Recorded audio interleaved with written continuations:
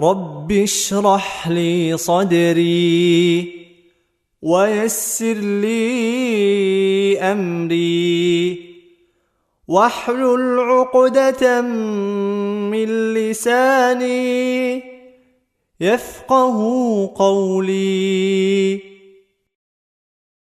رب اشرح لي صدري ويسر لي أمري واحلل عقدة من لساني يفقه قولي.